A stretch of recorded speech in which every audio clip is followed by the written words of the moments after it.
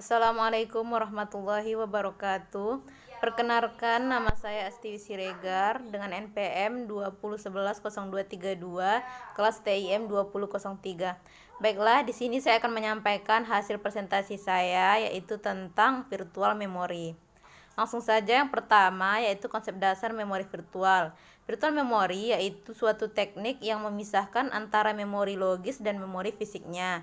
Teknik ini mengizinkan program untuk dieksekusi tanpa seluruh bagian program perlu ikut masuk ke dalam memori. Memori logis merupakan kumpulan keseluruhan halaman dari suatu program. Langsung saja pada bagian kedua ada demand pegging. Demand pegging atau permintaan pemberian halaman adalah salah satu implementasi dari memori virtual yang paling umum digunakan. Demand pegging ini pada prinsipnya hampir sama dengan permintaan halaman atau pegging, hanya saja halaman peg tidak akan dibawa ke dalam memori fisik sampai ia benar-benar diperlukan.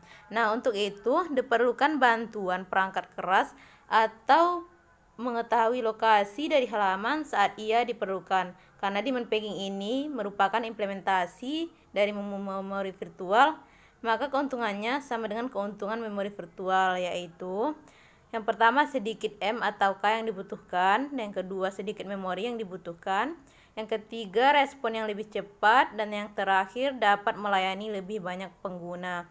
Nah, di sini ada ciri-ciri demand pegging, yaitu yang pertama, peg di-load ke memori hanya ketika dibutuhkan. Yang kedua, sedikit I or O yang dibutuhkan. Yang ketiga, sedikit memori yang dibutuhkan. Yang keempat, respon yang lebih cepat. Yang kelima, dapat melayani lebih banyak pengguna. Yang kelima, lazy swapper, tidak melakukan swapping peg ke memori hingga peg dibutuhkan.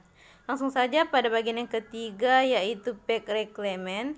Peg replacement diperlukan pada situasi di mana proses dieksekusi perlu frame bebas, tetapi tidak tersedia frame bebas. Setiap harus menemukan satu frame yang sedang tidak digunakan dan membebaskannya. Untuk membebaskan frame dengan cara menulis isinya untuk ruang swap dan mengubah tabel peg dan tabel lain yang menunjukkan peg tidak lagi di memori. Di sini ada langkah-langkah untuk peg fault yang memerlukan peg replacement adalah sebagai berikut. Yang pertama, carilah lokasi peg yang diharapkan pada disk. Yang kedua, carilah frame kosong dengan cara yang pertama, bila ada frame kosong dapat kita gunakan. Yang kedua, bila tidak ada, gunakan algoritma peg replacement untuk menyeleksi frame yang akan menjadi korban. Dan yang ketiga, simpan peg korban ke disk ubah tabel peg. Yang ketiga, baca peg yang diinginkan ke frame kosong yang mulai baru ubah tabel peg-nya. Yang keempat, mulai kembali proses user. Langsung saja pada bagian keempat, yaitu pengalokasian frame. Nah, frame di sini adalah tempat untuk membawa halaman dengan instruksi-instruksinya. Alokasi frame berhubungan dengan mekanisme alokasi sejumlah memori bebas yang tetap di antara beberapa proses. Jumlah minimum frame per proses ditentukan oleh arsitektur di mana jumlah maksimum tergantung jumlah memori fisik yang tersedia. Jumlah minimum frame ditentukan oleh arsitektur instruction set bila terjadi peg fault sebelum eksekusi instruksi selesai. Instruksi harus di restart. Langsung saja yang terakhir, yaitu tracing.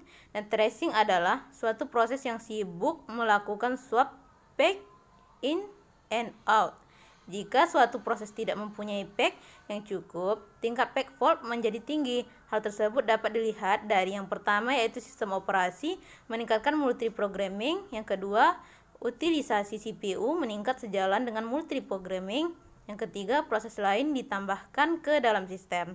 Nah, jika suatu proses tidak memiliki frame yang cukup, walaupun kita memiliki kemungkinan untuk mengurangi banyaknya frame yang dialokasikan menjadi minimum, tetap ada halaman dalam sejumlah besar yang memiliki kondisi aktif.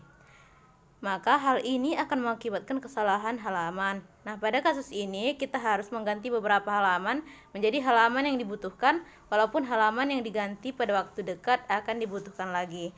Hal ini mengakibatkan kesalahan terus-menerus.